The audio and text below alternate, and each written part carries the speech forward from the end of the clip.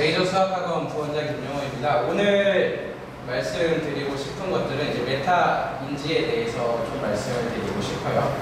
요즘도 그렇고 최근에 좀 더 EBS에서도 나오고 해서 되게 핫하게 많이 언급이 되는 것들인데요.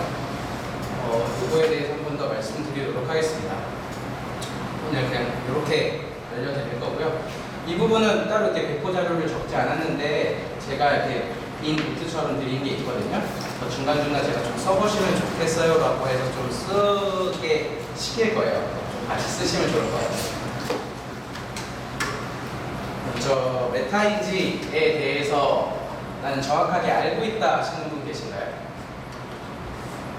잠깐 밝아서 보이시나요? 팀장님 뭐예요? 메타인지에 대해서 정확하게 알고 있다 생각하시는 분 손 드실 수 있을까요? 네. 본인이 네. 어디를 알고, 뭘 알고, 네. 뭘 모르는지 인지하고. 네, 정확해요. 초콜릿을 제일 사왔습니다. 먼저 말씀해 주시죠. 아직 기회가 많습니다. 그래서 메타인지에 대해서 먼저 용어를 어느 정도 알아야 되겠죠. 그래서 메타라는 게 그러니까 그리스어인데 뭐뭐에 관해서 뭐뭐에 대한이라는 말이고요. 그러니까 인지, 어떤 걸 우리가 판단하고 인지하는데 그거에 관한 또 판단이라고 좀 생각을 하시면 돼요. 그래서 인지에 관한 인지, 좀 말이 어렵기는 한데 또 생각에 대한 생각, 이런 게 이제 메타인지라고 보시면 될 것 같고요. 그래도 좀 이게 판단이 좀 잘 안 서긴 하거든요. 그래서 아까 어머님 말씀하셨던 대로 어떤 내가 아는 것과 모르는 걸 정확하게 구별할 수 있는 이런 건데, 하나의 좀 예시를 좀 드려볼게요. 퀴즈인데 마찬가지로 오늘 초콜릿 드릴 거예요. 꽤 어려울 수 있어요. 빨리 손 드셔야 됩니다. 도형이 두 개가 있죠? 어떤 게 삼각형일까요? 네. 오른쪽. 그쵸, 오른쪽이 삼각형이에요. 진짜 주시. 어제 드린다고 했잖아요. 오른쪽이 삼각형이죠. 그 대답에 확신하세요? 네. 이렇게 내가 뭔가 대답하고 나서 내 대답이 맞나라고 한 번 더 확신하는 과정, 그 과정을 한 번 더 생각하는 게 메타인지예요. 그냥 오른쪽이겠지 하고 그냥 끝내면 그냥 인지 과정에서 끝나는 거고요. 내가 대답한 게 확실해 라고 얘기를 하면 그게 내가 대답한 걸 한 번 더 생각을 하는, 내가 인지한 거를 한 번 더 인지하게 되는, 이런 게 메타인지라고 보시면 돼요. 계산값이 몇일까요? 네. 120. 그쵸. 대단하십니다.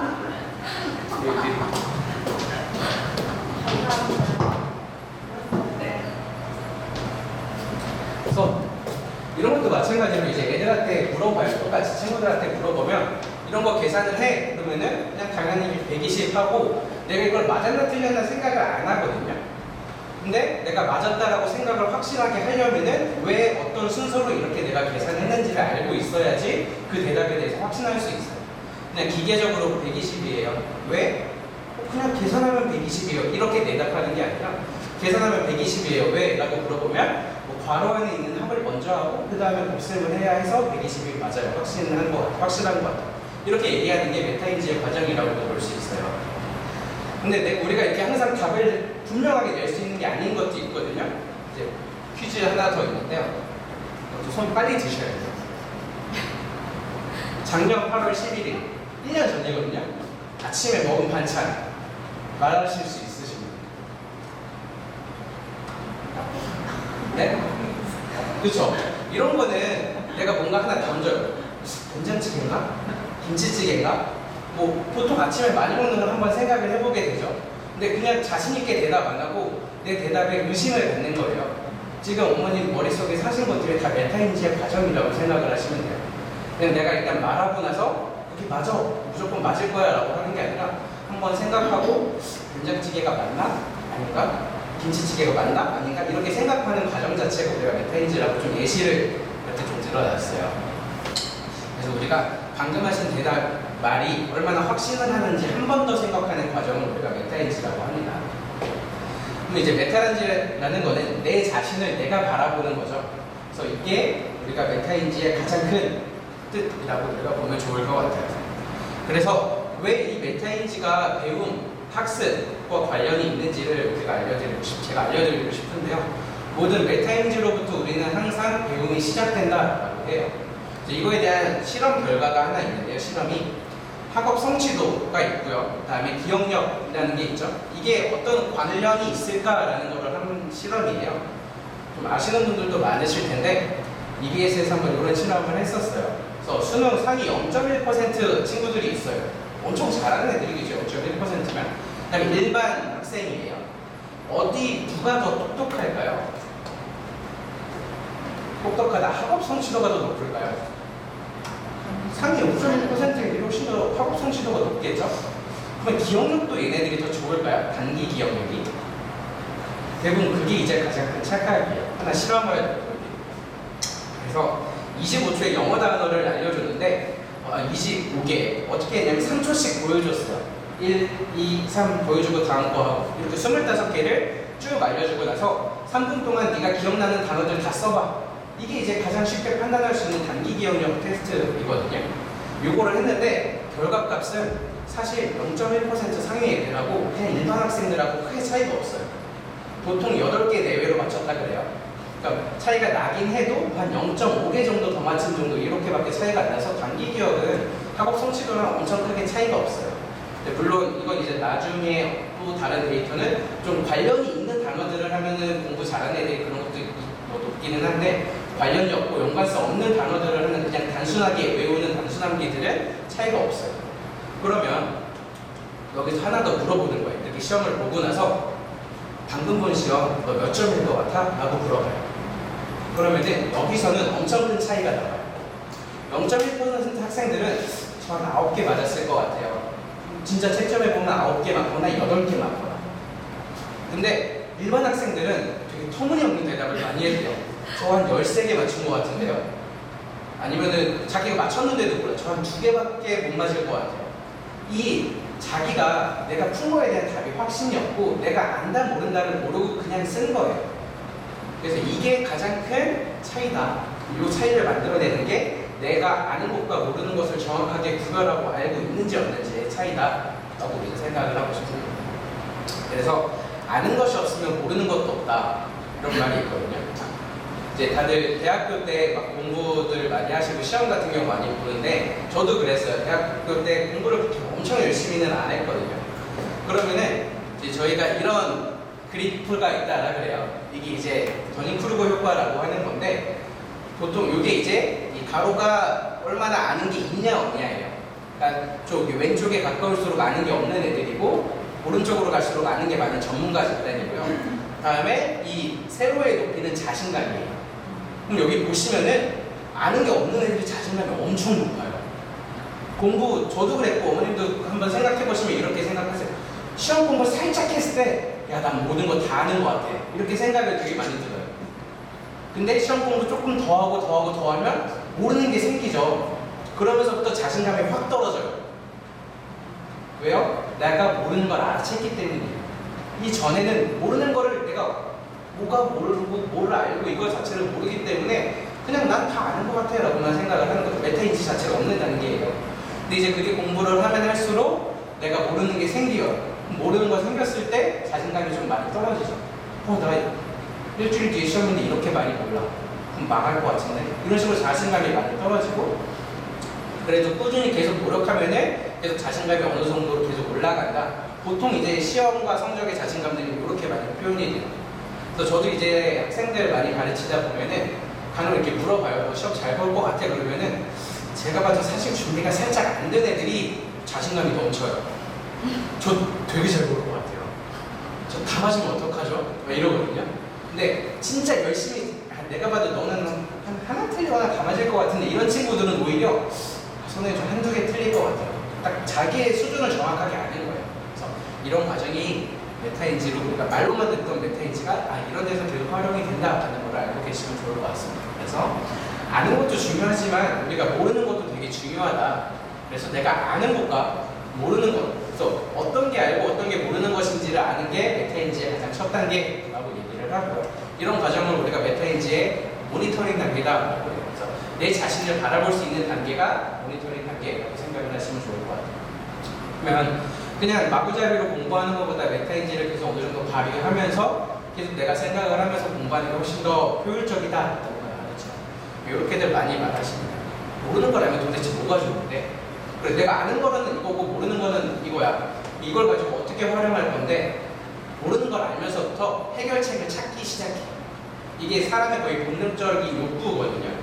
그래서 사람들은 궁금한 게 원래 되게 많아요. 근데 내가 모르는 게 있으면 되게 알고 싶어하고 해결하고 싶어하는 게 되게 많아요. 그래서 이제 이런 거를 뒤에서 한 번 더 말씀드리겠지만 컨트롤 단계라고 우리는 얘기를 하는데 모르는 걸 알아야지 이 다음 단계로 애초에 넘어갈 수 있다라고 좀 보시면 좋을 것 같아요. 또 모니터링이 실패하는 이유가 제가 보기에 가장 크게 세 가지가 있어요. 그러니까 컨트롤로 넘어가기 전에 내 자신을 잘 바라볼 수 있어야 되는데 잘 바라보지 못하는 몇 가지 이유가 있는데요. 첫 번째, 내가 틀렸다는 것 자체를 모르는 거예요. 그러니까 뭐 수학식을 예를 들면은 채점을 대충 하는 거죠. 거짓으로 하거나. 그러면 당연히 내가 틀린 것 자체를 몰라요. 그러니까 누가 채점을 해주면 아 틀렸구나 알고 넘어갈 수라도 있는데 뭔가 남이 채점을 해주거나 뭐 잘못 채점이 되거나 내가 채점하는데 틀렸는데 맞았다라고 동그라미 치거나 이러면은 내가 틀렸다라는 것 자체를 몰라요. 이렇게 되면 당연히 첫 단계부터 실패를 하게 되겠죠. 그 다음에 틀리는 건 알았지만 인정하기가 싫은 경우예요. 이게 이제 수학 시험에서 실수라고 애들이 퉁치고 넘어가는 경우예요. 학교 시험을 보고 나서 틀렸어요. 그럼 알죠. 그건 정확하게 맞았다 틀렸다 답을 알려줬으니까. 근데 집에 가서 말하죠. 아, 엄마 많은 문제 내 실수했어. 이게 인정하기 싫어서 그래요. 정말 학생들이 한 10명 중에 한 8, 9명은 선생님 저 실수했어요 라는 얘기 되게 많이 하거든요. 시험지 가져와서 풀이를 직접 보면은 정말 우리가 생각하는 실수 더하기 빼기 틀렸다, 뭐 곱하기 틀렸다 이런 애들 사실 별로 없어요. 그냥 진짜 그냥 애초에 몰라서 틀렸는데 그냥 실수했다라고 말을 그렇게 하는 거예요. 그래서 이 경우가 있고요. 그 다음에 제일 많은 경우예요. 세 번째가 모른다고 인정하기가 창피해서 또는 무서워서. 한번 엊그제 어머님 자녀분들 한번 숙제했을 때 한번 생각해보세요. 틀렸으면 혼내셨나요? 혼내면 절대 안 돼요. 정말.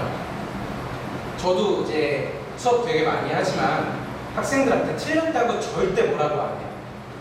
틀렸다고 뭐라고 혼내기 시작하면서부터 학생들이 이 단계를 안 해요. 그래서 첫 번째 단계로 넘어가요. 채점을 대충 해요. 틀린 거 맞았다고 해요. 그래, 틀릴 수 있어. 괜찮아. 틀린 거 가지고 절대 뭐라 하지 않아. 근데 네가 틀린 건 알고 그 다음으로 넘어가기만 하면 돼. 괜찮아. 라고 얘기를 해주시는 게 정말 좋아요. 너 이거 어제 했는데 왜 또 틀렸어? 뭐 엊그제 했는데 왜 틀렸어? 한 번 봤는데 왜 틀렸어? 봤던 시험 제시였는데 왜 또 틀렸어? 이런 얘기를 하는 것 자체가 점점 혼날까봐 무서워서 아니면 창피해서 분명히 아이들도 알거든요. 나도 한 번 본 거 제 시험인 거 알고 나도 세 번째 보는 시험인 거 알아요. 그걸 틀렸다라고 말하는 것 자체가 창피하기도 하고 혼날까봐 무섭기도 해요. 안 그래도 떨고 있는 애한테 말해요. 너 왜 틀렸어요? 그러면은 마음의 문을 진짜 닫게 돼요. 그래서 절대 틀렸다라는 거를 인정할 수 있게 그리고 괜찮아라고 격려를 꼭 해주시는 게 엄청 중요하다라고 보시면 될 것 같아요. 그 다음에 이제 이렇게 메타인지들이 있는데 이게 이제 가장 궁금하시겠죠? 우리 아이 메타인지 어떻게 키울 수 있나요? 간혹 이렇게 많이 물어보세요. 그런데 이거는 좀 죄송하게도 제가 해드릴 수 있는 말이 별로 없어요. 메타인지라는 거는 내가 나를 잘 아는 거거든요. 시작도 나로부터 시작을 하고요. 끝도 나로부터 시작해요.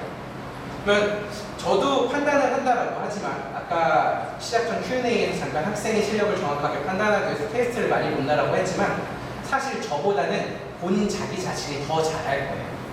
저는 그거에 되게 근접하기 위한 수단 중에 하나로 테스트를 되게 많이 보는 거지만 자기 자신은 문제를 풀면서 항상 느끼거든요. 24시간.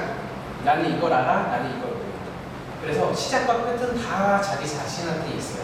그래서 혼자 스스로 좀 해결을 하는 너 자신을 알아야 돼 라는 거밖에 좀 말을 못해요. 이거를 그나마 좀 직접적으로 키워줄 수 있는 것보다 도움이 줄 수 있는 방법을 알려드리고자 합니다. 그래서 모니터링 단계와 컨트롤 단계를 어떻게 하면 좀 더 도움을 좀 잘 줄 수 있는지 그러면 여기서 이제 실험 하나가 있어요. 단어 똑같이 이것도 단어 암기 시험인데요. 쉬운 단어들이 있고 뭐 어려운 단어들이 있어요. 이거를 똑같이 공부를 많이 시키고 이제 얼마나 알 것 같아요? 라고 물어봐요. 이 물어보고 내가 생각하고 대답하는 과정 자체가 모니터링을 하고 있는 거죠. 이렇게 모니터링을 하고 나서 모르는 것을 다시 공부한다. 이게 뭐죠? 컨트롤 단계가 되겠죠. 이게 되게 당연해 보이잖아요. 내가 아는 게 있고 모르는 게 있으면 모르는 거 공부하는 게 되게 당연해 보여요. 근데 이거는 우리가 성인이라서 그래요. 아이들은 실험을 직접 해봤는데 모니터링은 되게 잘해요. 너 아는 거 모르는 거 한번 나눠봐 이러면 되게 나누는 거 되게 잘해요. 근데 문제는 아는 것도 또 공부하고 모르는 것도 또 공부해요. 그냥 중구난방으로 계속 다시 공부를 한다. 이게 가장 큰 아이들의 문제예요. 어떤 능력이 많이 떨어지는 거예요? 컨트롤 능력이 많이 떨어지는 거예요. 여기서 하나 더 이제 생각을 해보실 때, 아, 그러면 우리 애한테 컨트롤을 하기 시키면 되겠구나. 절대 안 돼요. 부모가 대신 컨트롤을 해주기 시작하면은 컨트롤 능력을 절대 길러줄 수 없어요. 우리의 성인, 늙어 죽을 때까지 내가 계속 컨트롤 옆에서 지시해주겠다. 이러면 모르겠는데, 언젠간 자립해야 되고, 언젠간 혼자 하고, 혼자만의 능력을 길러야 되잖아요. 근데, 아, 너 이거 지금 못하잖아. 이거 해. 지금은 이거 할 때야. 지금 이거 할 때야. 라는 걸 계속 얘기를 하다 보면은, 아, 나는 그냥 엄마가 시키는 대로만 하면 돼. 나는 뭐 판단하거나 내가 결정할 거 없이 그냥 이것만 하면 되는구나. 이렇게 하면서 컨트롤 능력 자체가 없어져요.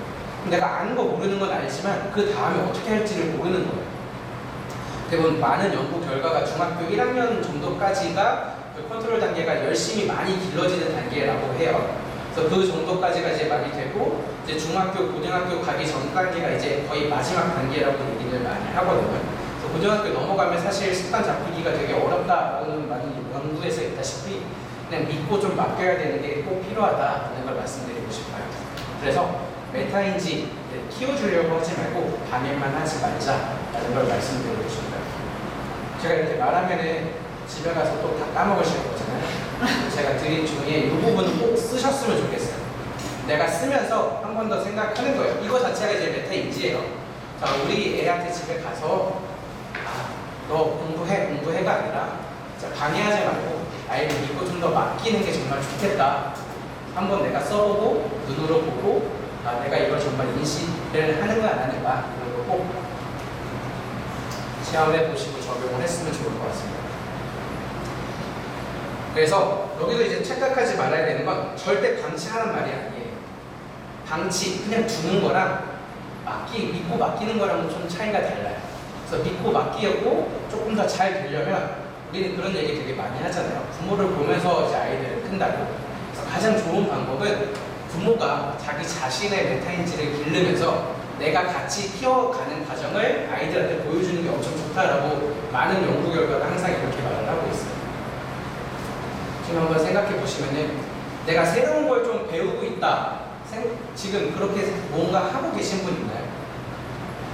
난 뭔가 영어 공부를 하고 있다. 그냥 뭐 재테크 공부를 하고 있다. 사실 별로 없어요. 성인은 새로운 걸 공부하지 않아요. 그래서 우리는 뭘 해줄 수 있느냐? 부모 스스로 메타인지를 키우는 과정을 보여주면서 아, 내가 해보니까 이렇게 그럼 너도 한번 이렇게 한번 해볼래? 아니면은 그냥 가만히 있어도 엄마가 저렇게 하네? 나도 저렇게 해볼까? 이런 과정이 가장 좋은 거예요. 그래서 이런 거를 하기 위해서 우리는 스스로 뭔가 하는 과정을 꼭 한다. 그럼 이런 걸 하면서 엄마가 뭘 되게 말해주면 좋느냐? 아, 나도 실수 되게 많이 해. 이런 걸 얘기를 해주면은 아이들이 이런 거를 아, 내가 실수하는 게 되게 당연하구나.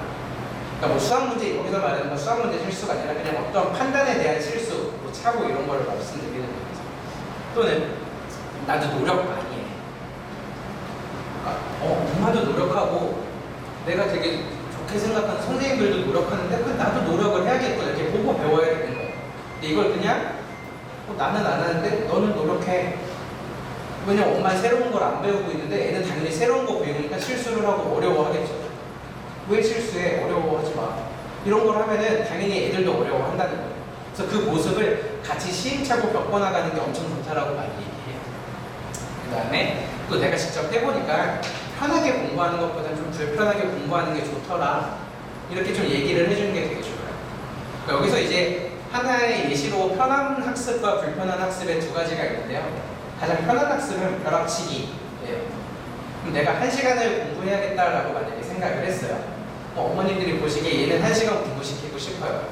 그러면 대부분 어떻게 하시냐면 너 오늘 7시부터 8시까지 밥 먹고 공부해. 이렇게 얘기하시거든요. 그 과정 자체가 애들이 뭘 어떻게 해야 될지 자체를 아예 기회를 안 주시는 거예요. 그냥 1시간 정도 공부하면 좋을 것 같다. 그럼 애들은 여러 가지 선택지가 있어요.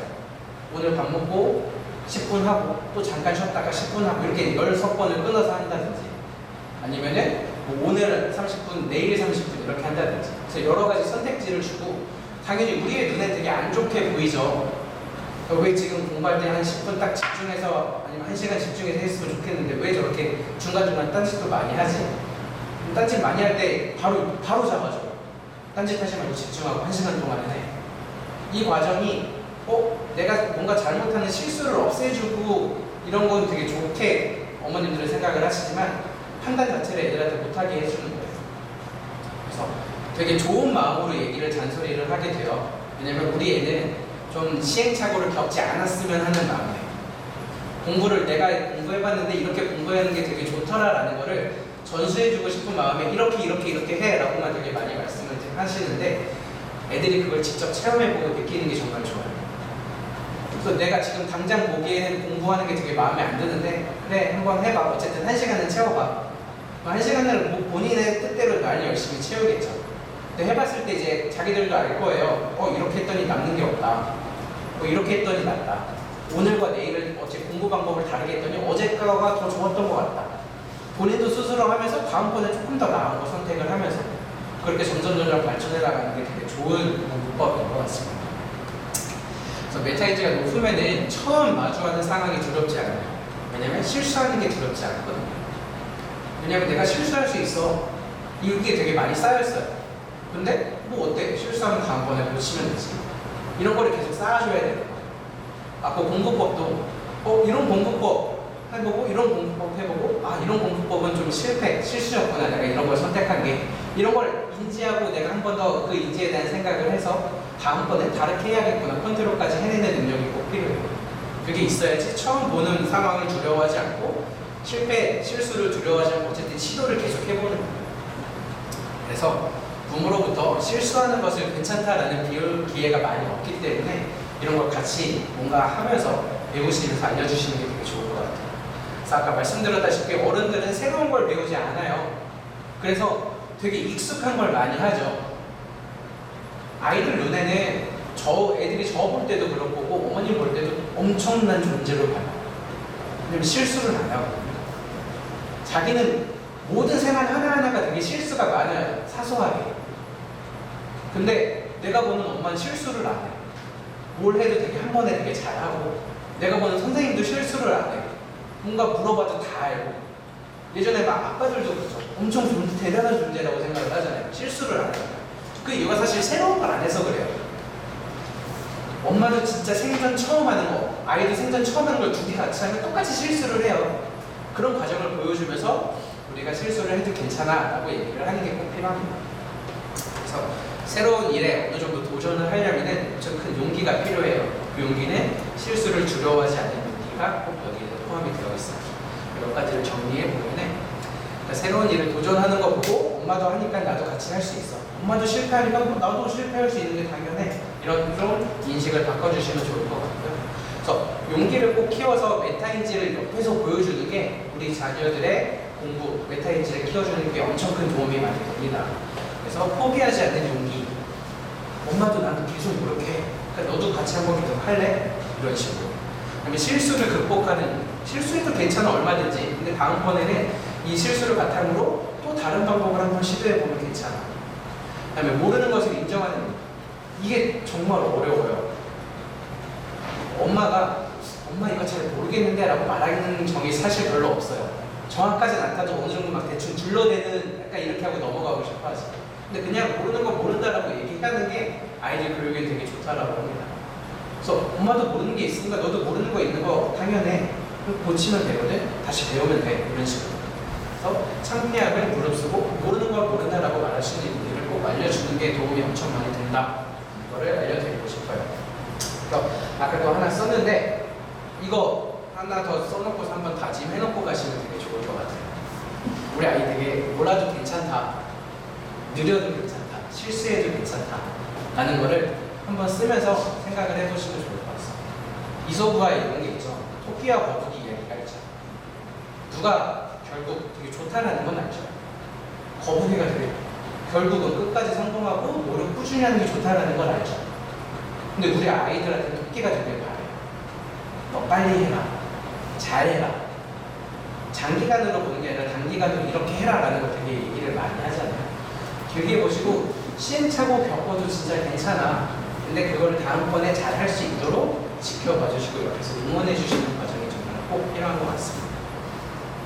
그래서 이렇게까지 제가 이제 메타인지에 대해서 알려드렸고요. 다음에 이제 이렇게 메타인지 아는 거 모르는 거를 좀 이제 구별하면은 그렇게 하기 위해서 저희하고 시스템이 좀 어떻게 구성이 되어 있고 이렇게 수업한다라는 걸 한번 홍인철 원장님께서 알려주실 것 같아요. 네, 감사합니다. 네, 안녕하세요. 뮤지어 수학학원 홍인철 원장입니다. 안녕하세요. 네.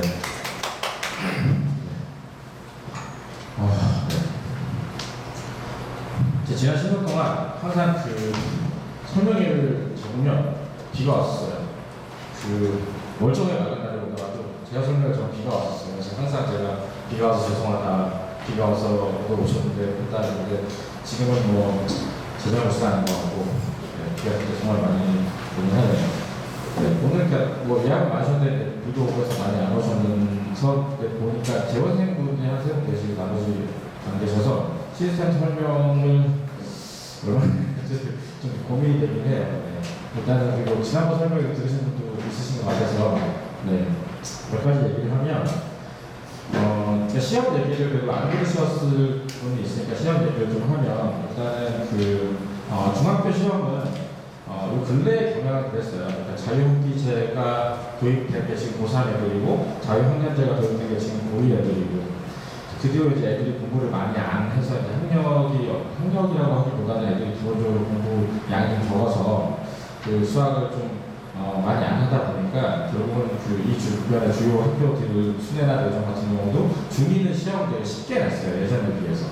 그러니까 아주 옛날에 이제 제가 2000 들어왔을 때 12년, 13년 이럴 때는 내정 수가 다 어렵게 냈었는데 그 뒤로는 이제 좀 쉬워지고 해서 뭐 절대평가도 도입되고 그 뒤로 이제 계속 쉽게 나오는 와중에도 수내중 같은 경우 중3이 항상 학교 프린트를 굉장히 어렵게 만들어가지고 한 번 정도나 아니면 2번 다 어렵게 중3이 냈었는데 중2 같은 경우 계속 쉽게 냈어요. 그동안 그랬는데 이번에 이제 코로나로 애들이 거의 학교를 못 가고 시험 과목에 이제 중간중간 합쳐서 하다 보니까 중3 같은 경우도 아예 학교 프린트 어려운 걸 안 줬더라고요. 저희가 이제 그 메이저 파이널이라고 해서 이제 각 학교 이건 아니고 예전과 수뇌 이제 그 마지막 파이널 문제를 항상 나눠줄 때 코로나 때문에 이번에 가지 못했는데 항상 그 기출 문제를 모아보면 이게 수뇌중 같은 경우는 학교 프린트랑 똑같았고 내정 같은 경우는 몇 개 기출이랑 되게 비슷해요. 그래서 이제 저희가 그거를 항상 시켰는데 이번에는 그냥 그것보다 더 쉽게 낸 것 같아요. 중등 같은 경우는 그렇게 했었는데 아무리 쉽게 나와도 중2 같은 경우는 이제 첫 시험이다 보니까 첫 시험을 중간고사 때 봤어야 되는데 태어나서 그 경쟁한 첫 시험을 중2가 돼서 처음 보다 보니까 걔는 또 애들이 또 그런 게 있잖아요. 나 여기서 더 잘 봐야지 또 하다 보니까 저희 반 중2 같은 경우도 엄청나게 의욕을 내고 막 밤을 새고 막 그러는데 점수가 이제 잘 나와도 쉬운 건 잘 나오고 어려운 거 안 나오니까 막 저절로 되게 힘들어 하더라고요. 그러니까 저는 개인적으로 그냥 중1부터 해가서 연습을 좀 많이 하고 가는 게 고등학교에 가는 게 좋은데 연습할 시간이 별로 없어요. 기출을 가도 지금 보면 2학기 때 도형이고 하게 되면 그 3학년 같은 경우 3학년 2학기 거의 내신 공부 안 하거든요. 특별히 뭐 내가 뭐 외대부로 가야 된다, 인서울 가야 된다고 안 하거든요. 그러니까 실제로 내신을 가지고 되게 치고받고 열심히 안 해서 그 고등학교 가서 좀 고생을 할 수도 있어요. 그러니까 이 얘기를 왜 드리냐면 그냥 이건 그냥 인간의 본성인 것 같아요. 수뇌나 내정 내신이 되게 빡세죠. 중2, 중3을 수뇌 내정에서 시험이 쉽게 나오더라도 애들이 주변에 잘하기 때문에 거기서 내신 공부를 하면 자기가 되게 열심히 했다고 생각하면 이만큼 했다고 생각하는 것보다 훨씬 많이 해야 되고 또 많이 해야 되는 거 있기 때문에 이거에 되게 익숙해져요. 그래서 더 많이 해야 되겠다? 왜 괴롭다? 그리고 수뇌중 같은 경우는 어렵게 나오고 제가 항상 시험 끝나고 앞에 데리러 가면 저 얼굴을 보자마자 우는 애들도 되게 많아요. 근데 이제 그 기타 다른 학교 중에서 좀 쉬운 학교 같은 경우는 공부를 되게 잘하고 치는 아이도 사실은 교과서에서 되게 쉽게 나오고 하면 공부를 많이 안 하게 되잖아요. 인간이 그렇잖아요. 뭐 엄마가 아무리 야, 네 학교 쉬우니까 다른 애들이랑 경쟁하려고 열심히 해야 돼 라는 얘기는 사실은 뭐 엄마들의 생각이고 애들은 뭐 여기만 하면 되니까 라고 생각을 하잖아요. 그래서 그 아이들은 사실은 고등학교 가면 이 동네에서 고등학교 가더라도 1학년 때 되게 고생을 해요. 1학년 때 이제 자기가 생각했던 공부를 약보다 많아야 되는데 그걸 받아들이기 힘든 거죠. 뭐 다행인 점은 그래도 욕심이 있고 공부를 잘하고 엄마들이 그 아이를 믿어줘서 기다려준 애들은 1학년 때 한 서너 번 시험에 굉장히 힘들더라도 나중에 올라와서 대학을 잘 가기도 해요. 분당중 다녔던 학생이 모임 때 서울공부가 그렇게 고생을 하더니 뭐 작년에 고대를 갔어요. 천신만고 그렇게 가긴 했는데 걔 진짜 1년 동안 고생했어요. 맨날 놀고 어머님도 맨날 답답해 하시고 맨날 1등이었습니다. 전에 모 중학교 회장도 되고. 그래서 제가 말씀드리고 싶은 건 중학교에 계시는 고등학교 연세대니까 좀 많이 좀 연습을 하는 게 좋다라는 얘기를 말씀드리고 싶고 학년을 좀 나눠 말씀드리면 중3 같은 경우는 이제 2학기 시험이 자사고나 이런 데 가지 않으면 사실 의미가 별로 없어요. 그 내용을 알아야 되냐고 말씀드리는데 그 내용을 알아야 되죠. 알아야 되는데 그게 내신을 할 만큼 여러 가지 중학교 문제를 푸는 것까지는 필요 없거든요. 그래서 중3 같은 경우 지금부터는 내년 4월 중간고사를 위해서 공부를 시키시면 좋을 것 같아요. 그러니까 중3 2학기 같은 내용은 저희 학원에서는 아예 9월달에 가서 특강을 할 생각이에요. 3다시. 특강을 내용을 한 2, 3주 걸쳐서 다 가르쳐 줄 예정이니까 3다시는 그냥 지금 짧은 8월달에는 아예 하지 마시고 그냥 가서 그때 가서 듣고 그냥 기출문제 풀고 들어와서 봐도 충분하니까 지금부터 그냥 고등학생이라 생각하고 내년 4월 시험을 준비하시면 그게 되게 빠른 것 같잖아요. 빠르지 않아요. 제가 작년에도 이 얘기를 쳐서 하고 재작년에도 이 얘기를 했었는데 재작년에 저희 반에 진짜 잘하는 애들 많았고 중3 재작년에 넘어가구나. 작년 중3이 좀 저희 반에 잘하는 애가 많지는 않았는데 20대 그 수뇌부 시험을 봤더니 반타작을 했던 애들이 있어요. 여자애들 둘이. 그래가지고 그때부터 이제 쌤도 다시 풀고 요새 이제 고등학교의 대세 책은 EBS 고난도거든요. EBS 고난도 책 시험에 대한 대세는 EBS 고난도랑 각 평가원 기출문제라고 생각하시면 돼요.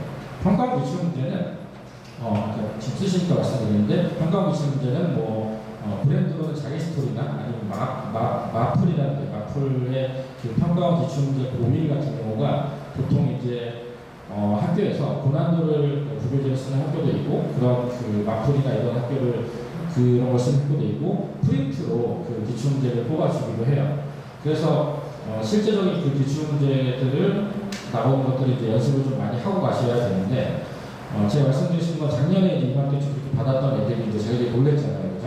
그래서 그 시험을 오답도 하고 다시 보고 다른 학교 시험도 보고 다시 고난도도 풀고 다시 실력 성적도 풀고 다시 불량가들을 풀다가 포기하고 다시 고난도도 풀고 그래서 진짜 그런 와중에 코로나가 터져가지고 더 중간고사 대비할 시간이 많았죠. 그래서 진짜로 고난도를 한 두세 번씩 풀었어요. 걔네들이 결국은 3년만 8등하고 하면 11등이었어요. 1등급, 2등급을 했는데 중요한 건 그 얘기를 하고 드리고 싶어서 하는 게 아니고 내가 해서 뭐 1등급이 나왔다 얘기를 드리는 게 아니라 그렇게 했는데 기말고사가 지난주에 있었잖아요. 지난주 설명회 때는 기말고사 나왔고 그 다음날 나왔는데 기말고사는 더 어려운 거예요. 원해 방정식, 도형이동 뭐지 애들이 되게 힘들어 하는데 시켜보시면 알아요. 애들이 다 힘들어하는 스포자 처음 생긴다는 게 어떤 원해 방정식이거든요. 아니죠. 스포자 처음 중학교 4학년 나눗셈이고 2차 스포자 생기는데 얘네들이 이제 고난도를 안 풀었잖아요. 그 전에 공부할 때는 한 두세 번 풀었지만 여기는 한 15번 풀었는데 여기는 한 두세 번 옛날에 푸는 거 다 기억이 안 나잖아요. 근데 기간은 코로나 때문에 한 달밖에 안 남았잖아요. 그게 어떻게 하겠어요? 자기들은 이제 죽이는 거죠. 안 풀리니까. 근데 이제 그런 게 있어요. 제가 이거 드린 말씀은 뭐냐면 아이들이 예전에 내가 고등학교 기출을 봤는데 반타작해서 쓰고 이해가 안 가고 너무 어려웠던 거를 내가 정말 이 부분을 복습도 하고 다시 시험 보고 복습도 하고 다시 시험 보고 해서 어느 순간 눈에 보여서 한두 개 틀리게 됐을 때 그 경험을 하고 시험 보고 이걸 봤는데 안 되면 보통은 한 10% 정도는 포기하기도 하는데 90% 정도는 어떻게든 거기까지 올라오려고 노력을 해요. 그래서 걔네들이 어떻게 하면 좋냐고 붙잡고 해서 매일 왔어요. 저희 반에. 제가 수업이 옛날에 특강하고 그래가지고 저는 7시부터 시작하거든요. 그래서 그러니까 아니까 수업을 하러 온 날 항상 4시, 2시에 와가지고 매일 왔어요. 온라인 수업이니까 여기 와가지고 제 방에서 온라인 수업 풀어놓고 계속 그만두고 풀었거든요. 그래도 저번에 중간고사만큼 되게 실력이 올라가진 않았는데 다행히 이번에 그 연도가 좀 어렵게 나왔는데 좀 잘 방어를 했어요. 그래서 80점대 주급하는 거 하거든요. 제가 드리고 싶은 말씀 그거예요. 그런 준비를 지금부터 하셔야, 그러니까 그게 저희가 원하는 게 그런 거잖아요. 뭐 가서 100점 받고 이런 것도 중요한데, 아이가 중간고사를 보고 나서 내가 이렇게 공부해서 잘하고 나왔기 때문에 나는 고등학교에서 되게 내가 해볼 만하고 학교에서 선생님이 나를 공부 잘한다고 여겨주고, 그런 거에 애들은 되게 달라지긴 하더라고요. 제가 옛날에 수능 중에서 한 150등 정도 하는 학생을 제가 처음 여기 학원 분당 클래스를 가르쳤을 때 수학 그게 애가 좀 성격이 좀 까칠하게 했는데 잘 지내가지고 어떻게 국영수만 어떻게 하면 고등학교 잘 뜬다는 얘기를 설득해서 많이 시켜서 처음에 영덕 가서 4등을 했어요. 그 진단평가를. 그게 되게 웃긴 게 그건 저의 능력이 아니라고 생각해요. 진단평가 4등에서 학교에서 전체적으로 주목하는 학생이 되니까 아이가 달라지더라고요. 진짜로 열심히 하려고 하고. 그리고 걔가 중간고사를 많이 했어요. 중간고사 수학을 왕창 많았는데 저한테 울면서 한 얘기가, 제가 아직도 지금 그게 거의 한 8년 전인데 아직도 기억이 나는데, 저희 이제 학교 선생님들이 자기 공부 못하는 사람 하면 어떻게 해요? 그랬어요. 그러니까 내가 성적이 안 나와서 대학을 못 가면 안 돼요. 그랬어요. 그러니까 그래서 제가 그때부터 정말 느낀 게, 아, 이게 진짜 아이들 정말 공부 잘하는 사람이고 싶고, 학교에서 공부 잘하는 사람은 대접이 다르고, 이렇게 되면 애들이 동기부여가 가장 강하구나. 그래서 저는 애들한테도 그렇고 학원에서도 그렇고 뭐 이렇게 좋은 말로 얘기하기보다도 어쨌든 네가 대학을 가서 나를 죽도록 욕하더라도 지금 그걸 해야 한다 해서 잠도 안 자고 못 시켜요. 아까 저희 김명호 원장님이 뭐 토끼하고 얘기하셨는데 거북이가 더 낫다고 얘기하는데, 저는 토끼가 낫다고 생각해요. 빨리 다니는 토끼, 취지하는 토끼가 낫다고 생각해서 밀어붙이는 스타일이라, 뭐 그게 다 맞진 않지만, 그러니까 저는 그렇게 생각해요. 어떻게든 제가 그거를 잘하는 학생을 밀어넣으면 그 뒤로는 아이가 어떻게든 하려고 해요. 그럼 저는 도와주고, 그게 가장 좋다고 생각하고, 제가 지금 시스템 설명 시작도 안 하고 이제 말이 많은데, 근데 그 저희 학원의 시스템이 그래요. 저도 고생했고, 뒤에 시스템은 다 아이들이 그렇게 되기 위해서 저희가 고민하는 거고, 이 시스템 계속 바뀌어왔어요. 그 시스템을 이게 더 낫다 싶으면 계속 바꾸고 하기 때문에, 시스템 자체는 그 양양대도 물어보셔도 되는데, 저희가 그 애들을 그렇게 해서 어쨌든 공부를 하게끔 만드는 게 가장 목표라는 걸 말씀드리고 싶었고, 그런 의미에서 중3은 지금부터 고등학교 거를 계속 하시라. 고등학교 걸 하시는 방법은 제일 좋은 책은 일단은 보통 기본으로 하시면, 그 다음에 선택이에요. 실력서적 분량나벨 아니면 EBS 고난도 중에 선택인데, 본인이 진짜 영재과학과 수학 좀 잘했다, 실력서적 분량나벨 얘기하시는데, 수학을 아주 많이는 안 하는데 학교 가서 해야겠다 싶으면 EBS 고난도랑 아니면 그 아까 말씀드렸던 그 모의고사 기출 문제를 하기를 권해드려요. 재밌는 사실은 이번에 고등학교 시험 보는데, 코로나 때문에 고등학교 중간고사 맞잖아요. 중간고사 맞잖아요. 제가 가장 이번에 놀란 그 시험 방향은, 우리가 소위 얘기하는 되게 쉬운 학교, 공부 안 해도 되는 학교, 그러니까 안 해도 된다는 표현을 들었고, 굉장히 프린트랑 교과서에서 내서 이거 센 정도도 안 풀어도 가서 다 맞을 수 있는 학교였던 순회라 분다는 한솔은 어렵게 됐어요. 여기 가면 죽을 수 있어, 이런 데 가면 공부 잘하는 데를 가는 거야 라고 했던 학생 중앙대지는 쉽게 됐어요. 그지? 그러니까 저는 이게 약간 쉽게 된 거는 얘네들이 이제 온라인 수업 때문에 그렇고 중간고사가 떨어져서 그렇다고 생각하는데, 순회랑 한솔이랑 나머지 학교 분당이 되게 어렵게 되는 의미가 있다고 생각해요. 그러니까 이거는 지금은 이제 경기외고나 나머지 외고들도 약간씩 어렵게 되고 수학을 좀 빡세게 시키기 시작했어요. 이유는 정시 때문에. 그러니까 이게 정시가 강화돼서 정시가 늘어나면, 예전에 이제 수시가 75%면 수능 분당을 이렇게 생각할 수 있어요. 내 아이가 정시를 못 보더라도 수시가 어떻게든 대학을 잘 가잖아요. 실제로 그렇게 갔어요. 저도 그래서 내한테 수학 못한다는 얘기를 들으면서 여기 가서 힘들어하지 말고 그냥 여기 가서 잘 가자 라고 해서 쉬운 학교 가서 대학 잘 간 애들이 있어요. 그래서 빡센 학교로 가서 꼴찌를 하겠다는 애들을 제가 꼬셔서 이렇게 보내기도 했어요. 근데 이제는 50% 정도, 아직 이제 어떻게 뽑을지가 이제 올해 뽑아보고 다음에 나오겠지만, 실제적으로 정시가 늘어나다 보니까 이제 학교들이 빡세게 시킬 수밖에 없는 거죠. 그러니까 그 얘기를 뒤집어서 생각하면 지금 중학교 때 이제 순회나 난 수학을 좀 덜 하더라도 학교 활동 열심히 1등해서 순회 분당 가서 잘 하겠다는 사실 좀 힘들어질 수 있는 거죠. 그러니까 제 얘기는 순회나 분당 가더라도 이제 고난도나 아니면 실력 정석을 풀고 가야 될 수도 있고, 그 기회는 지금이 중상은 제일 좋고요. 중이나 중일 교육 같은 경우는 또 말씀드린 건 그거예요. 일단 만약 중등 그 진도가 안 끝났으면 중등 진도를 빼시되, 일단은 저는 쌤 제일 좋아요. SM 정도를 여러 번 반복하시는 걸 제일 좋아하는데, 처음에 안 되면 B 아니면 BC 하는데, 심한 교재는 웬만하면 처음에는 하지 마시고 그냥 쌤을 여러 번 두세 번 풀리신 다음에는 그냥 일반적인 그냥 내정수의 기출 문제를 풀려서 이게 한 5개 정도 틀린다. 그럼 셀 복습을 한 번 더 시키시고 한 2개, 1개 틀린다고 넘어가시고 아니면 5개 틀렸는데 내가 시험 보는 능력이 안 될 것 같다? 그러면 본당에 있는 기출 문제를 계속 시험 보고 오답을 시켜서 시험 보는 연습을 시키시는 걸로 하는 정도. 지금 제가 얘기하는 게 쉬운 일은 아니에요. 그러니까 기출 문제니까 셀을 여러 번 가야 될 수도 있는데 그러니까 그 정도를 하면 기준이 된다고 생각하시면 돼요. 기준선을 내가 A급을 여러 번 몇 번 풀었다, 뭐 셀을 몇 번 봤다가 아니라 딱 기출 문제가 점수가 몇 점 나오는지 기준을 잡으시되 만약에 심화 교재를 풀으신다면 A급 하나를 여러 번 복습시키시기를 제가 이제 권유를 드려요. A급은 C, B, A가 있어가지고 이제 A가 어려운 건데 만약에 좀 잘하는 학생인데 복습이 필요하면 A만 풀리든지 아니면 B, A만 풀리든지 그거를 권하는 이유는 A급만이 선행을 안 하고도 풀 수 있어요. 그러니까 최상위 하위를 뭐 수학에 시는 대명령 타 그런 거 다 뒤에 그 선행 대내들이 풀어야지 풀리고 어차피 선생님이 알려줘야 되거나 다 보고 풀 수밖에 없어요. 그 의미가 없거든요. 그러니까 제가 말씀드린 건 그냥 차라리 심화를 하실 거면 강남 기출 쉽게 넣지 있어요. 강남에 저도 이제 대충학교 나오는데 대치, 뭐 대왕 뭐 그쪽에 유명한 학교도 있어요. 있잖아요. 단대로 좀 그런 데 있잖아요. 그래서 그거를 심화를 풀리시는 게 훨씬 나아요. 물론 거기 문제가 A급에서 많이 나오긴 해요.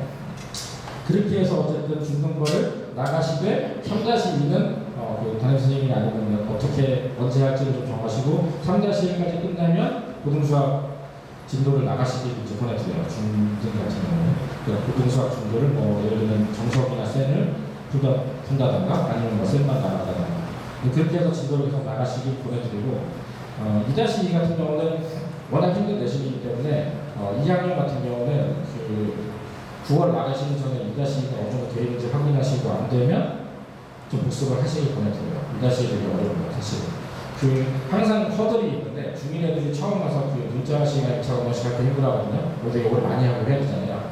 당연히 시험을 안 봐서 그래서 시험 봤으면 애들 다 나가 떨어졌을 거거든요. 그 허들이 두 번째가 2-2거든요. 그래서 되게 힘들고 어려운 부분이 많이 모여있으니까 그러니까 3학년은 제가 말씀드렸죠. 3-2 저희가 특강할 테니까 그냥 고등부 하시라고. 중등은 2학년 이야기를 한 번 정도는 검증을 해보시기를 권해드려요. 너무 길어가지고. 그리고 이게 여기에 공부하는지 잘 모르겠어요. 그냥 제 시스템 설명하면서 그냥 제가 하는 거니까 말씀드리는데 방학이 되게 짧아요. 방학이 짧고 그 기간을 맞출 수가 없어가지고 그냥 방학 제일 기는 학교인 순회중 그 진도에 맞춰가지고 제가 아까 말씀드렸던 이 동네에서 가장 그 내신에 많이 나와서 구분제로 많이 쓰이는 이 고난도 수학을 하루에 한 단원씩 그 제가 끝낼 생각이에요. 하루에 한 단원씩 그 아침에 이제 4시간 동안 제가 강의로 웬만한 문제를 다 풀어주고 그거를 6시까지 다시 다 풀고 가게 할까 생각하고 있어요. 뭐 사람들이 많이 들을지 잘 모르겠어요. 시간이 안 맞아요. 그래서 지난번에도 문의가 많으시고 다들 시간이 안 맞으시겠더라고요. 저도 이제 코로나로 이렇게 된 건 처음이라 이렇게 마련해 드리고 싶은데 일단은 뭐 이런 게 있다는 거고요. 그리고 이제 제가 이제 코로나 이거는 나가서 이제 8월달 나가서 9월부터 이거는 제가 이제 지금부터 계속 매년 할 생각이에요. 매 학기 고등수학 상하 실력 분석을 제가 매 학기 특강을 할 생각이에요. 그래서 처음 시작하는 9월, 10월 동안은 상, 하는 11월, 12월 하면 내년에 아마 3월 가면 3, 4월 상, 5, 6월은 뭐 하. 그래서 1년 동안 고등상하를 그냥 계속 돌릴 생각이에요. 그래서 될 때까지. 저것도 강의를 하면 그날 제가 다 가르쳐 준 거를 노트에 다시 복습해가지고 쪽까지 채점을 오다 말하면 집에 안 보낼 생각이에요. 아니면 다음날 다시 주는 거예요. 제가 요새 느끼는 건데 저희 학원 자체가 원래 관리가 빡세고 오답을 많이 시키지만 이제 아예 끝장을 보는 게 더 낫다는 생각이 들었어요. 아예 그냥 노란장 죽더라도 끝까지 다 하고 가자. 그런 마인드로 제가 그 실력 조사를 되게 열심히 가르칠 생각이니까 나중에 생각이 있으시면 신청해 주시면 감사하겠습니다. 너무 많이 시간을 써서 제가 말씀드렸듯이 뭐 길게 어차피 내용은 아시는 분 많으니까 아까 말씀드렸듯이 저는 시스템은 저희가 원하는 목표를 이루기 위한 수단이라고 생각해요. 전체적인 시스템을 읽어보시면 아시는데 그냥 저희 학원에서 가장 중요하게 여기는 건 그거예요. 실제 자기 손으로 풀고 그거를 끝까지 답이 내고 그거를 틀렸으면 오답을 끝까지 하고 그 다음에 그거에 대한 객관적 검증은 시험을 보는 연습을 해서 결국 시험 점수가 정확하게 나올 때까지 이 모든 게 핵심이라고 생각하시면 돼요. 그래서 저희 학원이 시험도 많이 보고 여러 번 보고 왜냐하면 이게 본인이 시험에 대한 경험이 되게 많이 있는 아이들이 결국은 어떤 시험을 봐도 잘 봐요. 그러니까 어려운 시험을 나왔을 때 쉬운 데 나왔을 때 내가 어떤 함정이 잘 걸리기 때문에 해야 되는 거지 아니면 뭐 그 어렵게 나왔을 때 어떻게 해야 되는 건지 실제적으로 제가 항상 저희 반 학부모님들한테 말씀드리는 게 계속 100점을 맞던 아이도 한 2주 정도 수학을 못 보고 있으면 시험장 가서 망할 확률이 되게 커요. 이 아이들은 감이라는 그런 건데 감은 그냥 그런 거예요. 항상 자기가 시험을 보다 보면 100점을 맞던 하나 틀리더라도 자기가 항상 걸리거나 마음에 걸리는 문제들이 있어요. 아, 이건 내가 함정에 잘 생각하는구나. 이건 내가 시간이 오래 걸리지. 이 감을 유지를 하려면 최소한 시험 전에 한 3, 4일, 5일 전까지라도 시험을 보고 있어야 돼요. 이틀에 한 번씩. 그거를 안 보고 공부 잘하는 애들이 이제 함정에 빠지는데 나 수학은 완벽하게 됐으니까 한 과목은 공부하고 보니까 기가도 하고 경제도 하고 생물도 하고 그러고 나서 전날 오면 뭔가 안 풀리고 느낌이 쎄하다는 얘기를 하고 다음날 가서 가서 망하는 걸 많이 봤어요. 그래서 그거를 어머님께서 항상 아시고 다른 과목을 하더라도 좀 잔소리 하더라도 시험 꼭 보게 하셔야 돼요. 그게 감을 유지하는 거고 그게 저희가 실제 성적을 내게 된다고 생각합니다. 그래서 네, 이런 것들을 하고 있어요. 그런데 그때보다 살이 빠진 것 같아요. 네, 오늘 집중해서. 네. 그래서 이제 아까 말씀드렸듯이 저희가 이제 노트를 이렇게 하나하나 쓰게 만들어요. 네. 그래서 채점 하는 거 시키고 오답하고 옆에는 한 줄을 이렇게 쓰거든요. 노트 쓰면 요건 잘못된 건데 여기만 이렇게 쓰게 하고 스캔을 이거든요. 여기만 쓰게 하고 오답을 여기다 쓰게 하거든요. 그래가지고 그냥 돼 있는 걸 검사를 담임선생님이 항상 매일 할 뿐더러 저희가 한 2달에 한 번씩은 전체 노트 검사를 다 하고요. 제가 그거 종종 좋아서 자소실로 가지고 애들 노트 걷어가지고 안 돼 있으면 다 수업 준비시키고 오답만 해가지고 저희가 검사 먹고 하기도 해요. 네. 그래서 그게 되게 중요한 시스템이라는 말씀을 드리고 싶고요. 말씀드렸듯이 이제 그렇기 때문에는 테스트 책을 가지고 항상 테스트를 많이 보고요. 시험 때 필요한 테스트를 요거는 저희 이제 진짜 열심히 만든 각 그 과정별 진단평가 테스트고요. 나머지는 뭐 그에 맞춰서 뭐 내신 대비라든지 나머지는 테스트를 이렇게 보고 있습니다. 네. 자료는 다 거기 있으니까요. 그냥 보시면 될 것 같고요. 네. 이런 테스트를 저희가 계속 보고 하고 있다. 네. 네. 이거 이제 못하겠죠, 그죠? 네. 나가서 큰일 날 것 같아가지고 못하고 있고요. 이때가 참 좋았던 것 같아요. 저희 가가지고 아이스크림 시험도 주고도 많이 했었는데 이것도 코로나 때문에 저희가 그냥 다 그냥 중단하고 있는 형편입니다. 이거 내전이랑 수능 나가면 애들이 되게 좋아했어요. 오면 와서 친구들도 데리고 와서 아이스크림도 주고 좋아했는데 이들이 좋아지면 저희가 이렇게 할 수가 없는 거고 네, 그렇습니다. 이것도 못하게 되고 지금 네, 이것도 못하게 됐죠. 이거 코로나 때문에. 네. 겨울방학 때 코로나가 좀 잠잠해지고 나면 2달 동안 주 5일을 내일 수업을 하거든요. 그때 가서 많은 걸 이룰 수 있을 거라고 믿고 있습니다.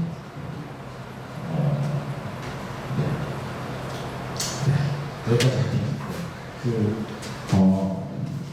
제가 오늘 말씀드리고 싶은 게 그거예요. 어떻게든 어머니도 그렇고 아이들도 그렇고 저는 학교를 저희 엄마가 불쌍해가지고 이제 대신해서 이제 좀 많이 불러가지고 초등학교 5학년 때 새벽 3시까지 학원에 있었어요. 월수학교에 실력 검사를 13번 보고 고등학교 갔고요. 고등학교 가서 이제 수학에 더 이상 할 필요는 없었죠. 대학을 갔죠. 대학을 좋은 데 갔어요. 근데 대학을 다니다 보면 공부를 잘하게 다는 아니잖아요. 이제 뭐 그런 생각 많이 하잖아요. 저도 뭐 지금도 생각이 공부를 잘한다고 다 잘 사나? 라는 생각을 별로 하진 않았었어요. 제가 학원기에 와서 특히 여기 분당 와서 한 10년 됐는데 진짜 할 거야. 공부 잘하고 싶어요. 너 하기 싫어 그럼 나 안 하고 할 거야 하는 그 의미에는 자기가 잘하거나 진짜 잘하거나 나 잘하고 싶다는 얘기를 하면 자기가 실행을 해야 되는데 그게 싫어서 얘기를 못할 거예요. 아니면 목표가 너무 멀어서 나 너무 공부를 해야 되는 가야되기가 너무 멀리 올 것 같아서 아니면 좀 부끄럽기도 하고 실제 그럼 내가 아침에 일어나서 게임을 안 하고 공부를 해야 될 것 같기도 해서 근데 진짜 공부 잘하고 싶어요. 전 그런 경험 되게 많이 했어요. 제가 진짜로 개빡세게 시켜서 진짜 화를 내면서 시켜서라도 점수가 좀 나오기 시작했을 때 아이들이 보이는 그 뒤에 그 욕심과 이런 것들을 많이 봤어요. 그래서 너무 좋아하고 본인이 직접 챙기다는 것들. 그래서 그런 것들이 이제 어머님들도 원하시는 거라고 생각해요. 그러니까 저는 항상 얘기하는 게 그거예요. 그러니까 제가 이제 아이들이 공부를 잘 안 해도 잘 살 수 있는 세상이 올 수 있지만 저는 그게 얘기해요. 지금 현실에서 잘 모르겠다. 나는 정말 미워할 정도로 어떻게든 들어서 대학을 테니까 가서 인생을 생각해라 라고 생각하거든요. 그런 심정으로 가르치고 있으니까 비가 와서 그만 얘기하는 것 같아요. 네, 마치겠습니다. 감사합니다.